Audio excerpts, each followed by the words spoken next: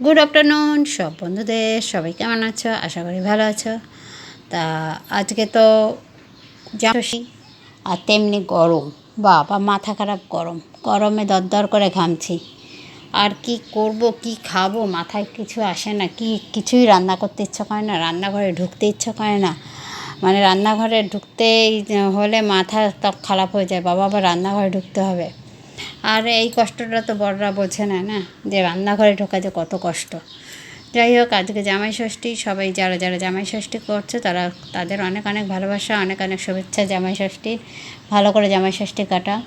আর আজকে আমাদের জামাই ষষ্ঠী হতো, কিন্তু আগে হতো, এখন আর হয় না। আগে মেয়ে ছোট ছিল তখন হতো, তারপরে বাবা বেঁচে ছিল, এখন বাবা নেই আর জামাই ষষ্ঠীও হয় না, আর মা অসুস্থ। আর আগেও আমরাই গিয়ে করতাম বোনরা, কিন্তু এখন আর এক বোন বাইরে থাকে, সেই কারণে আর ও তো আর আসতে পারে না, 2 বছর 3 বছর পর পর আসে, সেই কারণে আর হয় না। ও আসলে পরে তখন আবার আমরা একসঙ্গে খাওয়া দাওয়া করি বাপের বাড়ি গিয়ে, তখন ওটাই জামাই ষষ্ঠী আমাদের। যাই হোক, দেখো আজকে করছি হচ্ছে ঝিঙে আলু দিয়ে মাছের ঝোল।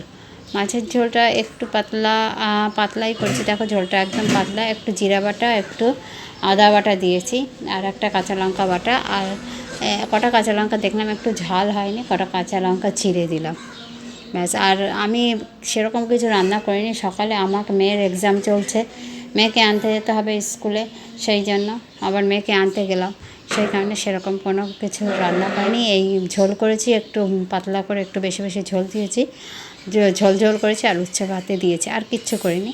তোমাদের কেমন লাগলো অবশ্যই জানিও। আজকের মতো এখানে টাটা, ভালো থেকো সবাই।